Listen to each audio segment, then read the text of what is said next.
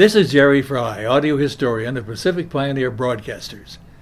The following is the professional history of a PPB member told by himself in his own fashion on August the 15th, 2011. These interviews are being recorded in order to compile firsthand a living history of the members of our organization and stories of their professional experiences.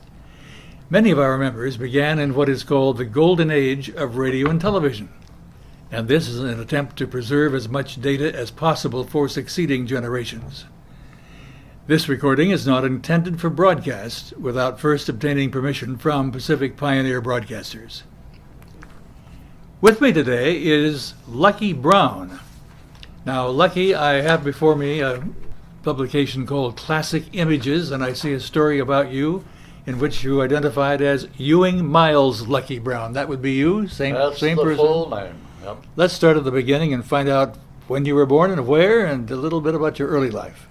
Well, first off, my mother's family, her cousins built what is now Paramount Studios. It was the Brunton Studios, and there is a plaque over there saying this was built by the Brunton family. Anyway, my father was a Hollywood doctor. When they got married, in those days, actors are kind of socially not too well accepted. So he said, "You're married to a doctor now, no more of this acting business." But she took it out on me and became a stage mother. Anyway, we had a house, a two-story house with a big basement built like an Eastern home, which a lot of them were in those days. And my father put in a game room with a pool table, several card tables, and Saturday night poker at Doc's was a big deal. Anyhow, he didn't want her to go in the hospital because in those days, we didn't have antibiotics like we have today. Infections were kind of prevalent. And so he said, we'll just have the delivery here at the home. And he called an old friend of his, another doctor, to handle the official delivery. Well, he had gone into another business. He and his brother had just bought a bunch of other businesses, so he wasn't doctoring anymore. They had fixed the pool table for the delivery table. Okay, set up. The doctor says, my nephew just got out of medical school. He'll handle the delivery. So his name was Dr. William Pierce of Pierce Brothers Mortuaries. Oh, really? So the nurse ran upstairs and said, "We have a little problem down here. The baby is twisted, and the young doctor is going into panic." And Bill Pierce says, "Oh, Brownie, get me a gown and a mask, and I'll go down and handle it," which he did, and had to sign my birth certificate. So I started out life born on a pool table, delivered by an undertaker. Good heavens. What a way to start the life. My father said, "Kid's got to be a success with this stuff." I think so. Well, my first radio show, which my mother got me into. Well, first of all, let's start with, you were in grade school, but where did you go to school? Well, gee, I don't know. I might have been in the first grade. I went to California Military Academy, by the way, and which it was on Venice Boulevard near Western. But anyway, there was a show. The sponsor was Forest Lawn, and the theme played on the organ, which I will never forget, was "Ah, Sweet Mystery of Life." I think I was 5 years old, and I got to do, the kid voice on the thing, and my mother said we got it $1.25 for the show, but that included the night before the rehearsal at the director's house. Oh, dear. Big money in those days when I was in showbiz. So I started out radio way back when. Your mother was your agent? Oh, yes. A pushy mother. So I was raised, then I worked at Hal Roach in our game. I played the little rich boy, Algernon, really? Which when they put me in the club, they can't have an Algernon, and we'll call him Stinky. By the way, when I bought this house, somebody put in the I don't know where they found it. Stinky buys a house in Sherman Oaks. Oh, really? Yeah, I have the clipping. Oh, But damn. anyway, I went to Belmont High School. I was did do little bits in radio in those days. I remember we did a show. It was downtown. It was for I think it was the Ford dealer. It was, what was it? This is your FBI or something. Anyway, for the car motor in those days, they didn't have all the special. They actually brought a car in. It was in the showroom, and started the engine. And of course, after a little while, you're going with the exhaust gas. The machine gun I never forget was the guy had two paddles, and he hit on a leather cushion on the couch for the machine gun. Pop, pop, pop, pop, pop, pop. That was the sound effects, huh? Oh, that was the sound effect. Well, in and out of the picture business, and I did a little radio here and there. But How long did Our Gang last? I was on it for about a year. Mm-hmm. And during that period, not only did I work on that, but I worked with Laurel and Hardy. I worked with a man by the name of, well, he worked under the stage name of Chase, Charlie Chase. His real name was Culpepper. He was one of the gag writers for Hal Roach. He and his brother wrote gags, but he was bugging Hal Roach to let him do a short. And finally, I guess to mollify him, he said, okay, well, Charlie Chase turned out to be a very good comedian and did quite a few shows there. I played his son in a thing. I remember it was a circus bit where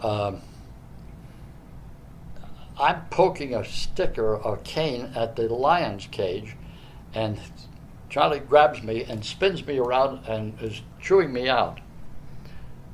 But his back now is up against the bar of the lion cage, and you see this paw come around him across his body.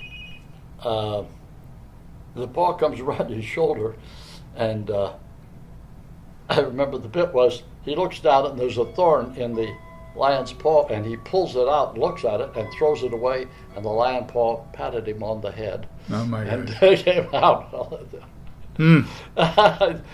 That's all I remember about the whole thing. Yeah. But I started going to school and at Belmont. I had been out of school. My father bought a ranch back east, cattle and horse ranch.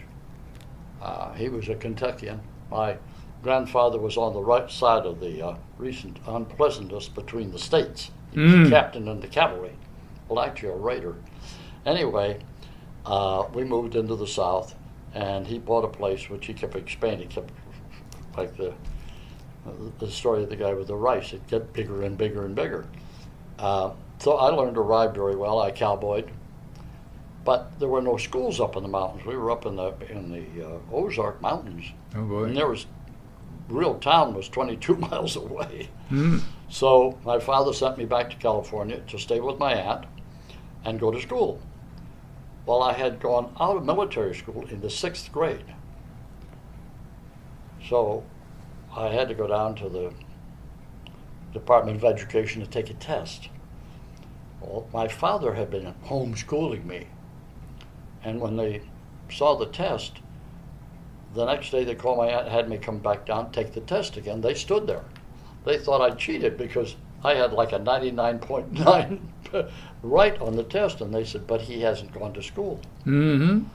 They said he could go to college right now. I didn't want to do that. I said I'd just soon go to high school because I had about a 4-year gap in there. I was much old. I was a senior age when I was a junior. You know. Our classmates were the Watson brothers, Jack Webb, a couple of other people that were there that turned into actors.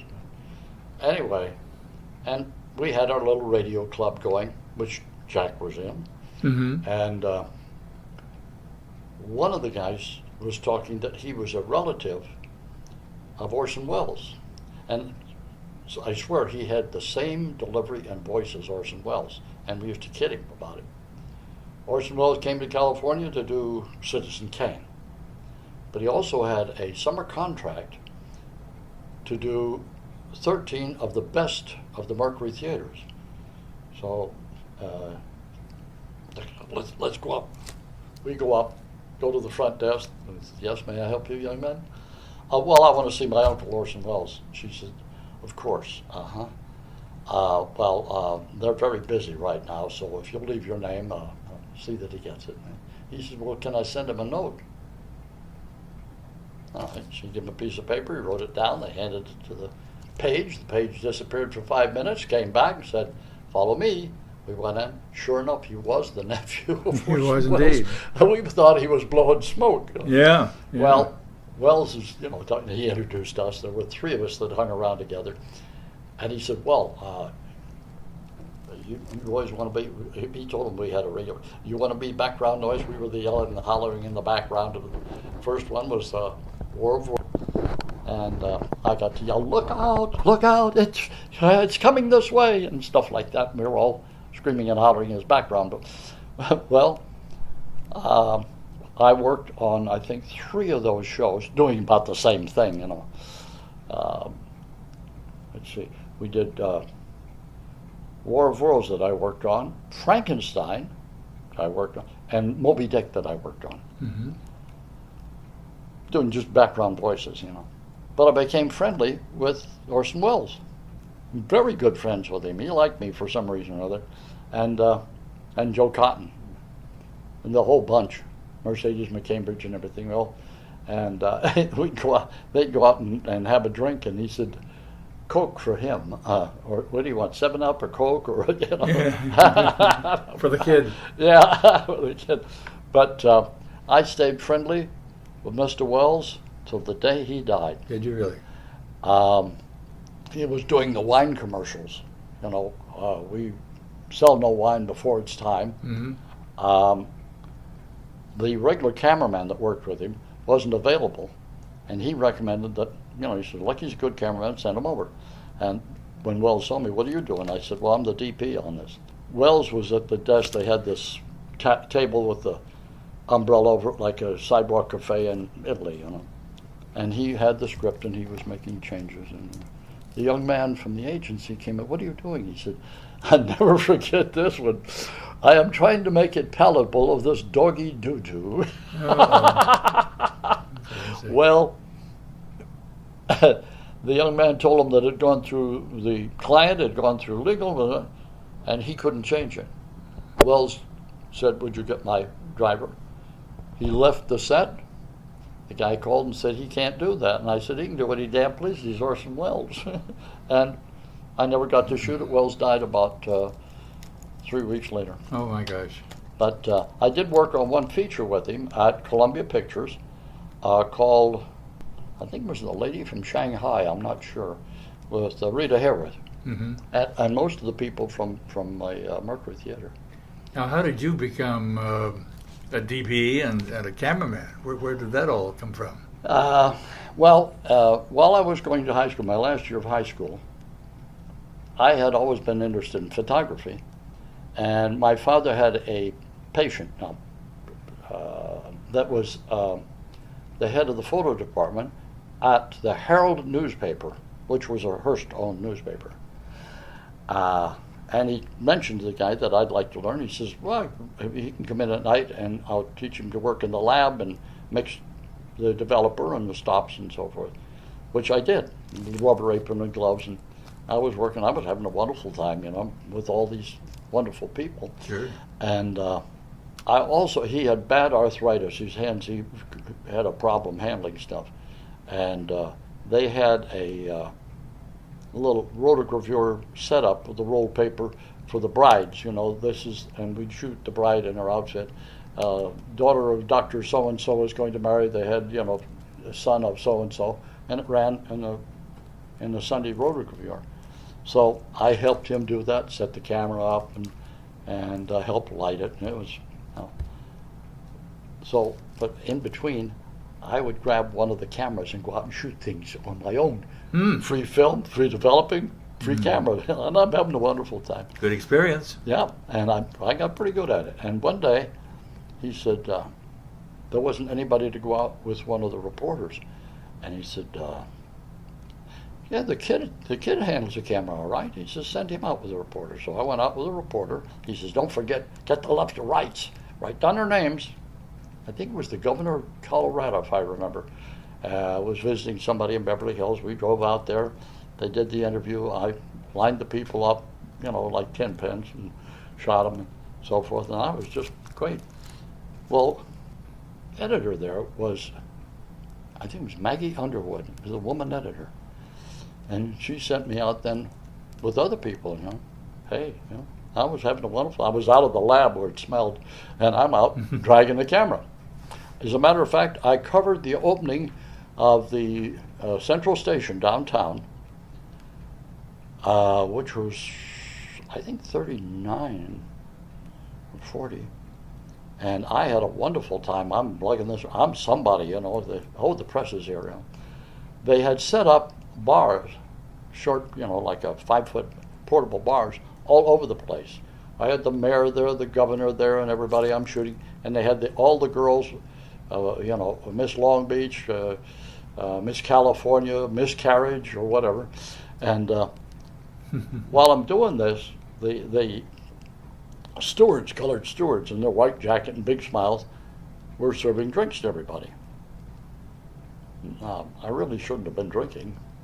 But I said to the one of them says, I'd like to get a picture with that Miss whatever she went. I said, no problem. He said, what do you drink? I said, bourbon. I put it in my camera case.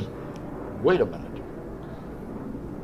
How many of these places I ran around? I had to take some of my stuff out of the camera case. I had so much liquor in there and put it in the trunk of my car, which I did, get their names, and I sent them the pictures.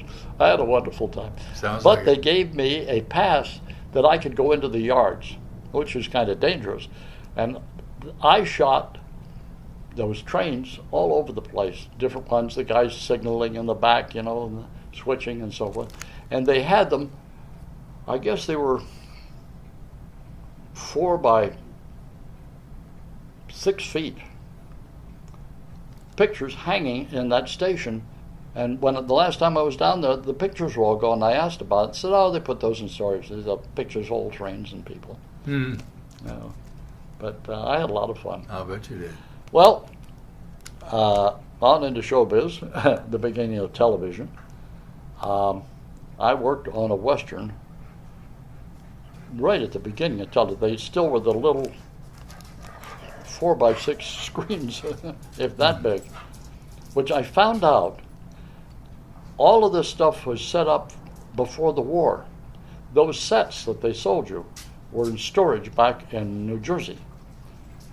They had larger ability to build larger systems, but they weren't going to give them to you until they sold all of these that they had made in storage. And I remember I didn't have a TV set. I went down with my girlfriend to the store where they sold it, and I looked at this thing. And I'm looking at this thing. I said, "It'll never go. That's never going to be a success. That little tiny tube to look at." But of course, when they dumped those, then in about 6 months they came out with a larger size set, and then they came out with that bubble you could put in front of it. I went to work with a friend of mine, a buddy from the war. He went to work for a company called Toby Angrish, which we used to get people to call up because the girls said, "Angrish Productions." What a great title for a company. And he had the contract with Universal and somebody else for home 16 millimeter home movies. And he was a pretty smart guy. I think he'd been an attorney. He discovered, he read the contract, says, not to be shown to a paying audience, only in 16 millimeter. Well, that's what they were shipping to the TV stations. So he went ahead and sold it to the TV stations.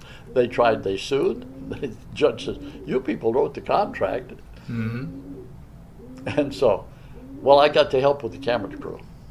And because I had done still photography, I've just morphed into it real easy. And in between this, we're always looking for a buck. I was, the Paramount had their first station over there. And I came over there and for free, would go over there, work at night with them.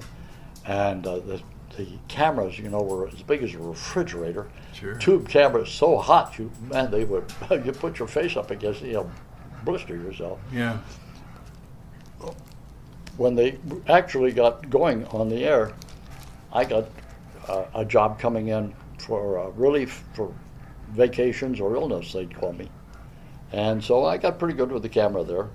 And then there was a show called Time for Beanie. And I'm walking down the hall one day, and one of the guys was going by with his hand held over his head saying, "I'm going to make up." And I said, "What?" And the guy grabbed me and said, "Wait a minute, what are you doing now?" I said, "Nothing." Mm-hmm. "Fine, I need a squirrel." And he grabbed me and pushed me over, and you don't say anything, you just kind of look at the monitor and go from whoever's talking back and forth. So I started out my television career as a squirrel. It's a squirrel. Time for Beanie and Cecil the Seasick Sea Serpent. Mm. Oh, we had fun. Oh, bet but I did anything, sweep the floor, help put the sets up, whatever in those days. Well, the union came in and unionized everybody, so I had to join the union. And I joined as a cameraman. And I worked different places, NBC and so forth. Whenever they needed a relief guy or somebody was sick, they'd call me and say, "Are you available?" And I'd, "Yes." The only problem was that those sets, every time you used them, because of the heat and everything, they had to readjust them for the color. Oh, yeah. Well, that was an engineer job, and I didn't know how to do that. The guy said, "Don't worry about it, kid. Just open the door. I'll do it for you."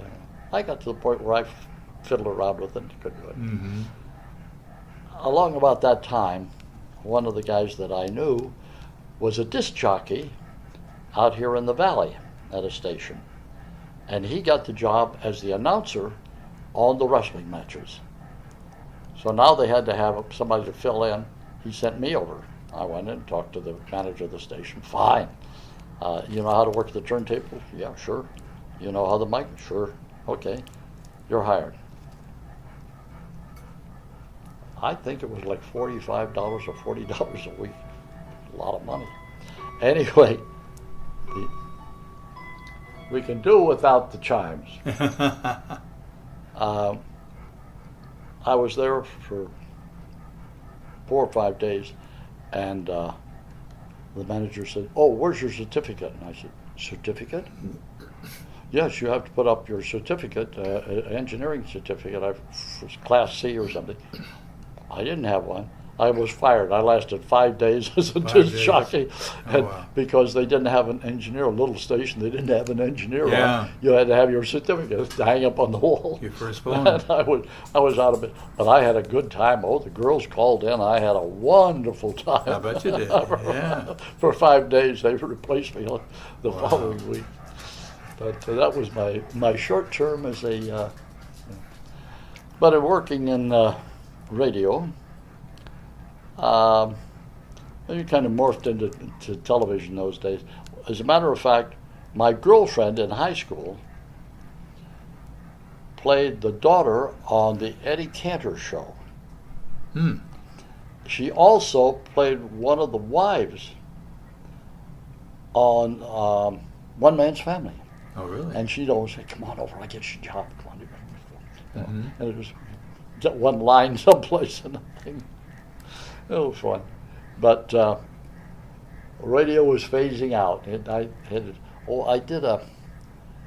I did a couple of syndicated shows, ET shows. And one of them was The Empress of Hearts, about the Russian empress.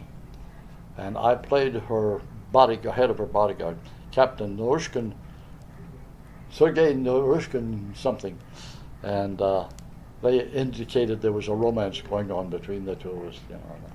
Anyway, but that was fun, and we went over to Crossroads of the World. Had a school for radio, but they had a beautiful setup for cutting ETs, electrical transcripts, the big, Mm-hmm. Well, those things are 60-inch sticks. Yeah, they were like this, Yep. They were glass, I believe, on glass. Yeah. Mm-hmm. Heavy. Anyway, if you made a mistake, they'd cut, and the guy would say, the director, can't you read what's written on the paper? You did it fine in the rehearsal. What's the? I'm sorry. You know. Those guys the engineers were good. They'd make an X, scratch it in there.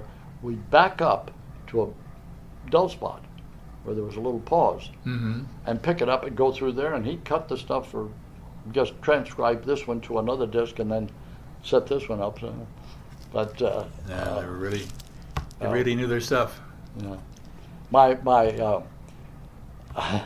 In 1941, I heard that there was a station on Cahuenga Boulevard called KMTR that was looking for an on-the-air news man. You know. Well, I've been working for the paper, and I knew what to ask. Why not try it? So I went over there, and I read for him. And, what experience have you had on the air? I said, well, not really as a news reporter. I was working for the Herald paper, and I did the reporting down there. Oh, you work on the newspaper? You're hired. I still have my press pass from 1940 in my wallet. Huh. And then the Japanese attacked Pearl Harbor and screwed the whole thing up. Anyway, for about 5 months, I was on the air. And locally, boy, I'm doing great. But the way they set it up, the question I've been asked, they always said, give a beep when you ask the question. I didn't know why, but I did it that way. I found out that the radio newsreel was syndicated, and those pauses, they took mine out, and the local announcer did it, like he's asking the questions. You know, well, Mr. President, what do you think about the economy, or or whatever. So I thought back east that my relatives were listening to me on the other side. Well, no, our local announcer, news announcer, interviewed him. And I went and asked him, what's going on? He says, well, we syndicate these discs, and that's why there's a pause in there so that we take you out, and he goes in there, there's a blank spot. Yeah, great. Oh, so much for fame and fortune. So much, yeah. How did you get into films, into motion pictures? Well, because of my mother. I'd been a kid actor, and as I said, I worked with the Watsons and everybody. And after the war, I went to. Were you in the military? The GI Bill. I was going back to. I had started to go to UCLA. What military service were you in? I was infantry. Infantry. I was a first sergeant, B Company Rifles, and. But what happened is that the war started. That was the end of my career with radio. I had been in the reserve in the ROTC, so they grabbed me right away. And they were building Camp Roberts at that time, and. My father having the big cattle ranch, and everything, he got me out on a farm something. So I was out of the thing for, 42, 43, when did I go in? About middle of 43, I went to Roberts and was a training officer up there. I was getting draftees and, teaching them to march and shoot and so on. Then they started folding the place up. War's over in 45 in Europe, and the place is being shut down, and I said, well, wonder what I'm going to do. Oh, didn't we tell you? You're being shipped to the Philippine contingent. I said, what? The invasion of the Philippines with MacArthur. Off to the Philippines.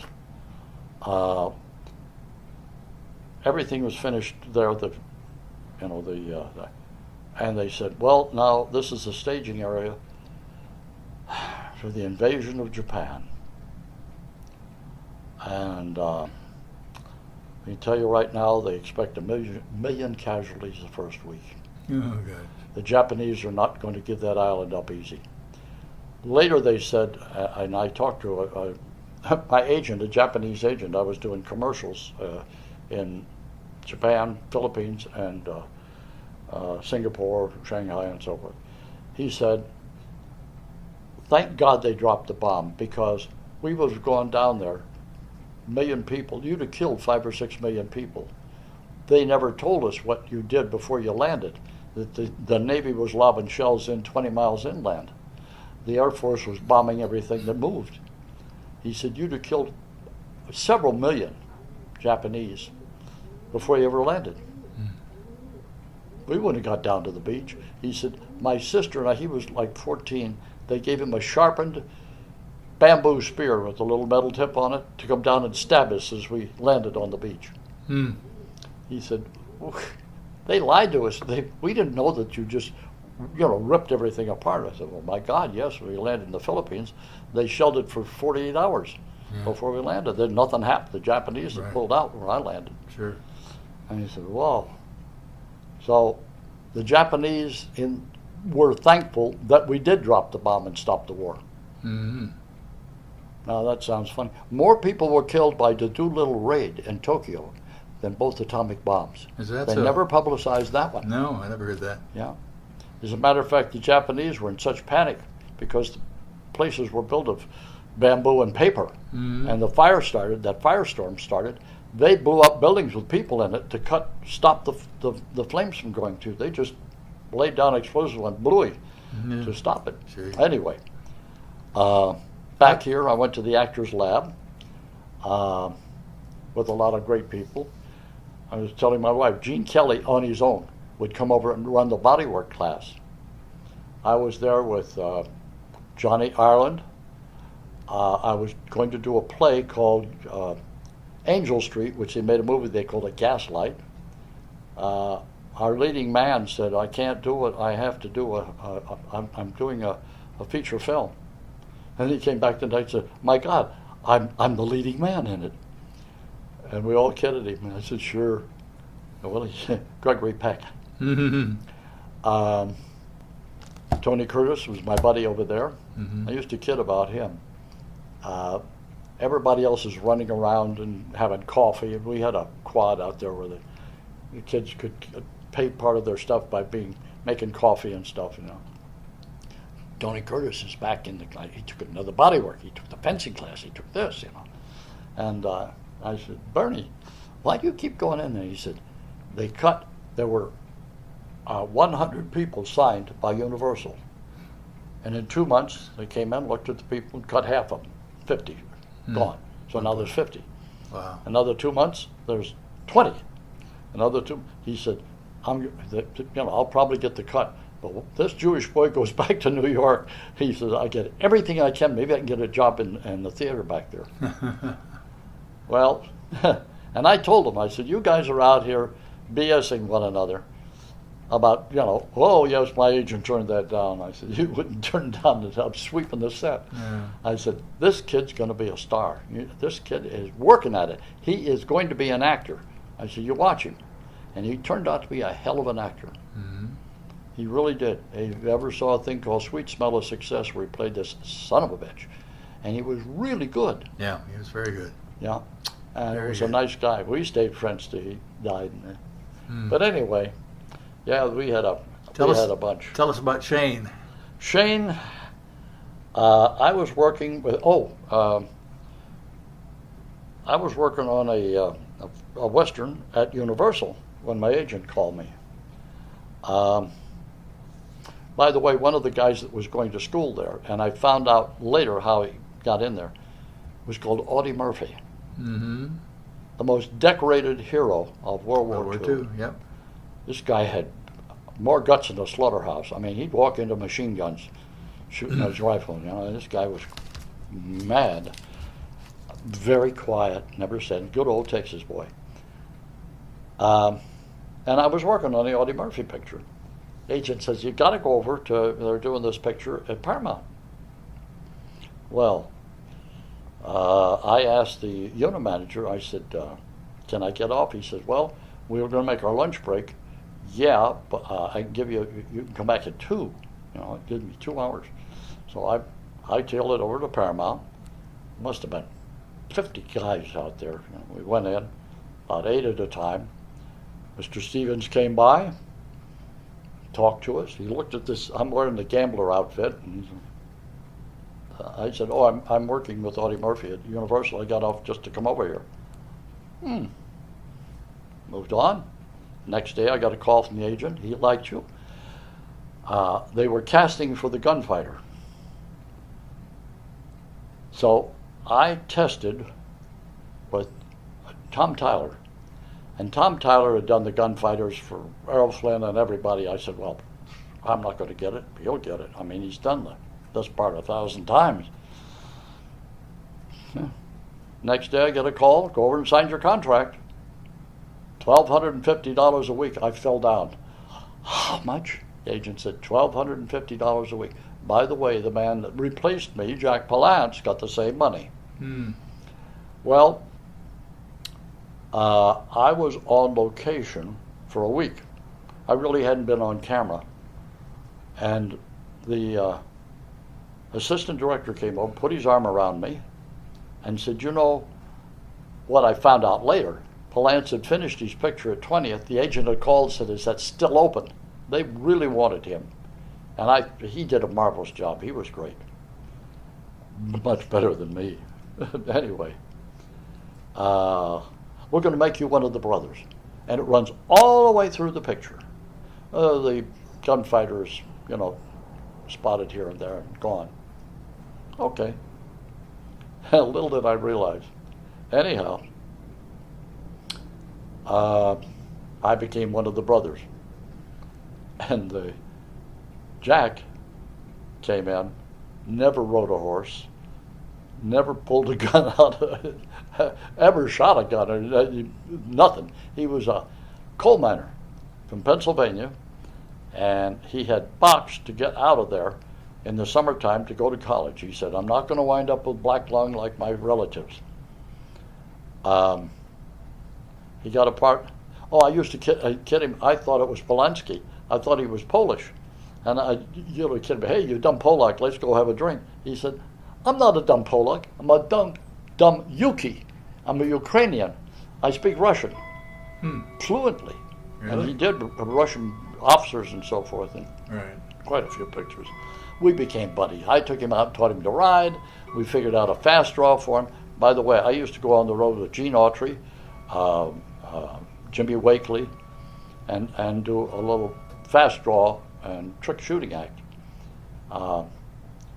In Shane, they do a close-up of Alan Ladd making the fast draw and spinning the gun back into the holster. I was doing this on the side, and George Stevens said, you do that every time? And I said, sure. So they got me the buckskin outfit, and they shot me doing the fast draw, fire, and then spinning it back. First take, missed the holster completely. I heard this voice, by the way, you do it every time? Second time I did, we did it about 3 times till he was happy with it. A little side note about Mr. Stevens and the assistant director. I'm standing with Jack out on the porch of the bar, and he's saying, Lucky, you're covered by Jack, move over a little bit. I said, okay, Uncle George. And there's dead silence on the set. And the big boom arm came down, and he's right there looking at me eye to eye. What did you call me, sir? Well, when you were the cameraman on our gang, and you used to say, hey, you're covering the girl, move over, Ewing, move over a little bit. I said, you were directing then. You worked in our gang? We were buddies. Everybody thought he really was my uncle. They walked around me on tiptoes. But we talk about the good days over there. You know, he shot some of the Laurel and Hardys, and he shot the Charlie Chases and stuff. And we talk about all the people over there and the writers. But I was one of the few people that was allowed. They'd set up a screening room in one of the dining rooms at the hotel, and with an office in there where they worked. But I got to see the dailies. The stars didn't go in to see the dailies. He'd say, Ewing, you want to see the dailies? Come on. For heaven's sake. Wow. Fade out, fade in. Much later, he started a picture. I had just gotten married to my late wife, called Giant, to be shot in Texas. The they had a Pioneer Days parade on the 4th of July. They had Model Ts and horses and wagons were all the things, and everybody grew beards and, wore the clothes of the period. It was a big deal. He wanted to put the stars in that. This was in June. I was starting to do some direction for the Lippert Company. I was working for them as an actor, and I became very friendly with the son, Lippert Jr. And he said, "What do you do when you're not, acting?" I said, "Looking for another job. We're starving to death, He said, "I can get you in I'll get you in the editorial union, and you can work and then, and look for a job at the same time." So he did. So I got an editor's card as an assistant. Well, I started doing, he'd say, take a cameraman, go up to Antelope Valley, get some horsemen, and we'll do this. I want the posse chasing these people. And okay, I can do that. And I directed the thing. And he liked what I was doing. Now I get the call from George Stevens. He wants me to play the son-in-law in Giant. I had twice my salary. And I go home, tell my new wife, and she said, "Look, you got a job with Lippert. He likes you. You'll be directing for him. What happens? You have a 7 months or 6 months contract or something on this picture, and when you come in, you're another out-of-work actor." Not soul searching. She convinced me. I called Mr. Stevens and thanked him, and said, "I'll have to decline the offer because," he says, "Oh, that's all right," and hung up on me. Never called me again. You do not turn down Mr. Stevens. Mm-hmm. I was on his S list right there. Yeah. And by the way, this was in June. In November, the Lippert Company went out of business. Oh, no. They shot the parade a year later. People came home for 2 weeks for Christmas and New Year's on salary, and I was out of work. Oh, my goodness. They say in show business, if somebody offers you a job, take it. Yeah. The first job they come, don't say I'm going to get a better one. Well, strangely enough, life is a strange. My father once said, "Don't think life like a bowling ball. Think of it like a football. You never know which way it's going to bounce, and whether it's good or bad." I had been cutting some on the evenings on their equipment in the cutting room, some TV commercials. Now I had to rent a room to finish the commercials.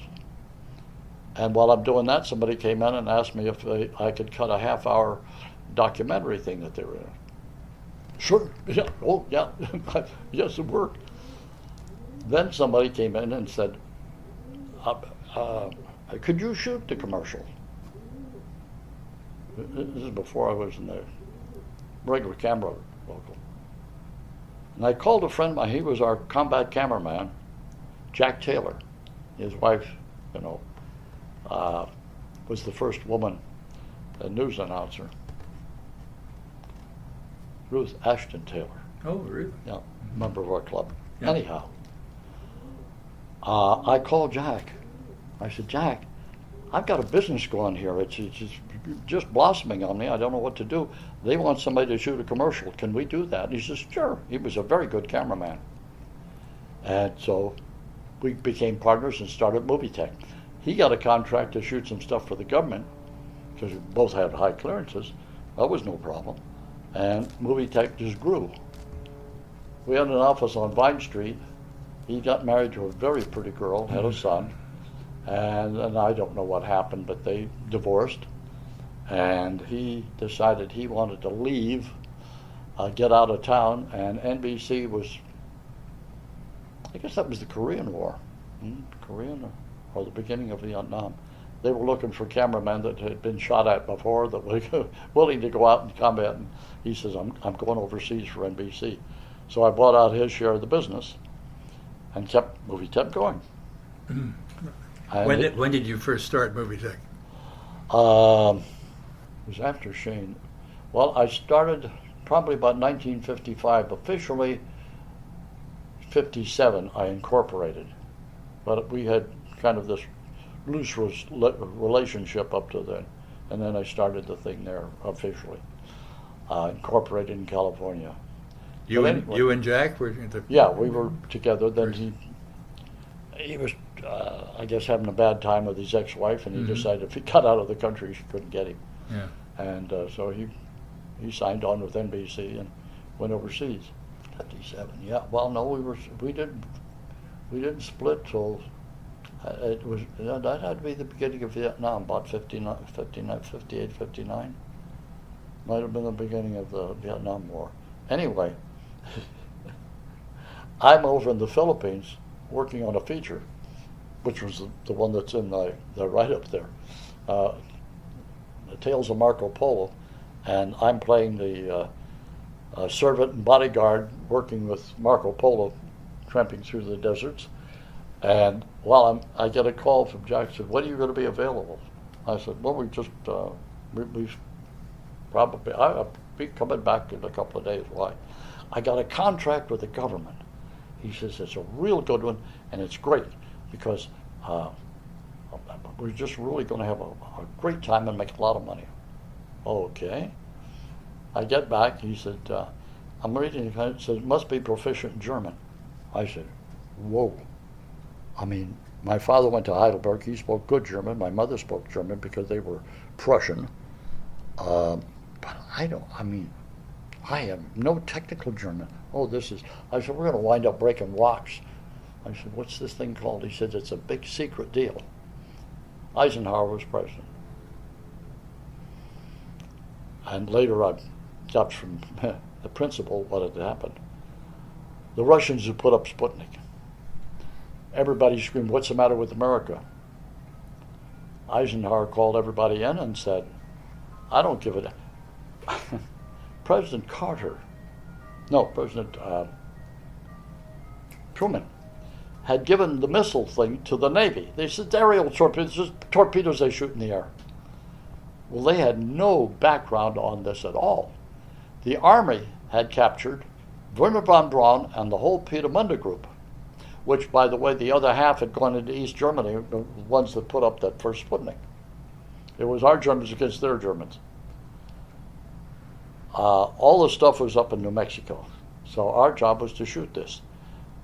Eisenhower said, "The Russians, when they have a flop, they never advertise. It never happened. They blow people up, kill people, they don't care. Never happened. Only successes. Well, this time I'm doing that to them. If this thing don't work, it never happened." And von Braun told me this. He said, "I'm sitting at the end of the table, and he's pounding on the table. Who in the hell was running this show anyway? Why can't we?" He said, I kept putting my hand up and waving at him. He said, "Who are you?" He said, "My name is Werner von Braun." "Oh, you're the crowd that kept shooting those missiles at me in London."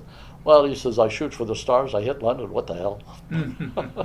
Great. He looked like an actor. Handsome guy, big guy. I'm up there shooting, and of course, enough German to understand what's going on around me. They're talking, why didn't they bring in a good German cameraman, for this stuff? Two of them were talking in German that he had been going with the waitress in the bar, and he just found out she was married.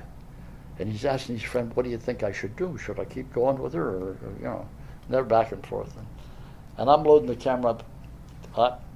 I had trained myself in high-speed photography. I mean, high speed. A normal motion picture runs 24 frames a second.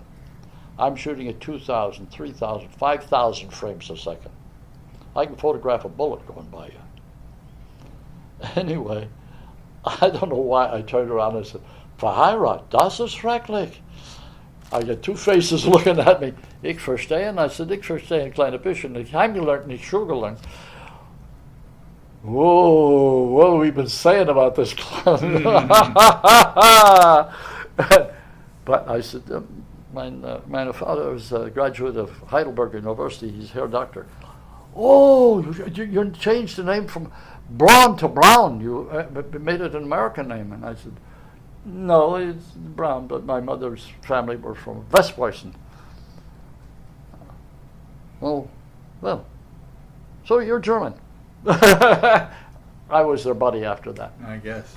Well, this thing was so secret that when we were cutting the film, we had to save the chips from the splices and put them in a bag, sign our name, and how many splices were in there and so forth. Well, it was a mess. Then they would take it all away from us at night with the MPs. They'd take it away, bring it back the next day so we could work on it. Well, the thing was a success. Actually, our first missile that went up, that first thing went up, they were spraying the German insignia off the side and putting on the American eagle, and the guy said, "Denazified." GI is out there spraying this thing. Put the template up and put the American USA eagle on the side. Amazing. Amazing. But anyway. Wow. So your company was started out as a motion picture production company. No, we were I was doing just editing, and then we shot commercials. Commercials. My wife, present wife, was working for a company that I was making commercials for, and we never met one another. It was just like this. She was walking in or walking out as I'm walking in, type of thing, with Wally Sherwin. Oh, what a nice man he was. And we had a lot of fun. Now, we didn't get into the feature business. We were doing documentaries. I did a documentary for the Navy. How I got that one. A film for schools on the Battle of the Ironclads. Mm-hmm. I did that, part animation and part still photographs. And I also did one on Gettysburg, which I was very proud of. I think I won an award on that one. I went to Gettysburg, and if you've ever been there, it begins to get to you. Yeah. I mean, the thousands and thousands and thousands of men that died and soaked their blood into that soil, it's still there, you know. Well, I was doing Pickett's Charge, so I couldn't run a car in there, so I got a helicopter. And I shot the thing from the helicopter going up Pickett's Charge up the hill. What I didn't see at the time, or even was conscious of, the rotors hit the grass ahead of us and knocked it down, like thousands of men marching up the hill. You see the grass going down like shadow warriors going up. They said, "Well, how did you do that? That's marvelous." I said, "Well, that's what you hired me for." Yeah, that was the effect that brought. Yeah. What's been the highlight of your career, Lucky? I haven't hit it yet. You're still working on it, huh? Yeah, highlight of my career is a good marriage. Well, that's right. You and Jean have done well. How long have you been married now? Going 40 years. 40 years. Yep. Outstanding. And she was the best friend of my late wife. And she had, was a producer at NBC in daytime programming. And we used to put people on her show. And then we'd go out and have a drink and say, "How'd the show go? What do you think about this?" And I was trying to get her dates with my friends. And she wasn't interested. When my wife died, by the way, my late wife was the secretary to the TV News Association. She created the Golden Mic. Did she? Yes. We used to all meet at Nick Adele's in the basement. There was probably 17, 18 of us. One of the accounts they had, which I worked on with her, did the commercials, was Minute Maid orange juice. Mm-hmm. And she came up with this idea that, there's awards for everybody, but the newsmen are kind of passed over. So she said, "Why don't we do this? We'll have a special award, a Golden Mic for the best news broadcaster, for sports, for this, for that." Mm-hmm. She went to Minute Maid, and they said, "What'll it cost?" "Okay." And we started the thing out, and it became a big deal. Yes, it is, absolutely. But that was a lot of fun. Boy, I guess. But when she died, they had a big write-up, and I have it of, that that created all this stuff. Wow. I had a lot of fun. But excellent. I was down the tubes. Where was your company first located? In Hollywood? Well, we had a little office on Hollywood Boulevard at Radio Recorders downstairs. Mm-hmm. if you know where they were, Highland and Hollywood Boulevard. Right. As a matter of fact, I worked on Bill Conrad, Escape. Mm-hmm. And afterwards, he said, hey, all of you want to do some public service stuff? Oh, public service, sure. He took us to radio recorders. He had a show that for AFRS, the Armed Forces Radio. We did this for free, called I think it was Sergeant O'Reilly, the 7th Cavalry. And it was the story of the cavalry fighting the Indians and so forth. Mm-hmm. And he was Sergeant Riley, taking care of the kids, you know. And afterwards, he bought us dinner at Diamond Jim's, which was downstairs, mm-hmm. and one drink. After that, get drunk on your own money. That was it. And we do a show, and then we do have a 15-minute turnaround. We do another show. We did probably 10 shows in the evening there, just kept right on going. Interesting. One run through and do it. You know.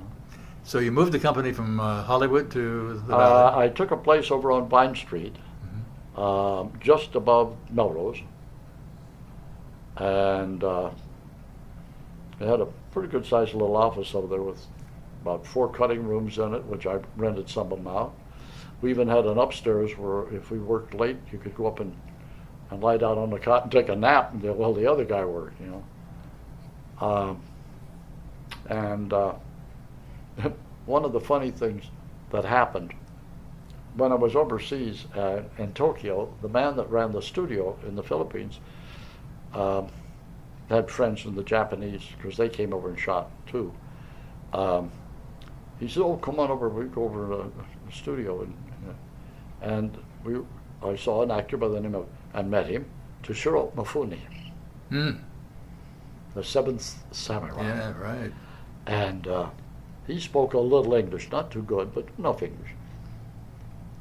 When I came back here, he had just finished doing a picture called Rebellion. And the director, it ran like 2.5 hours, so they cut it. They like them long over there. They had to cut it down for the American market.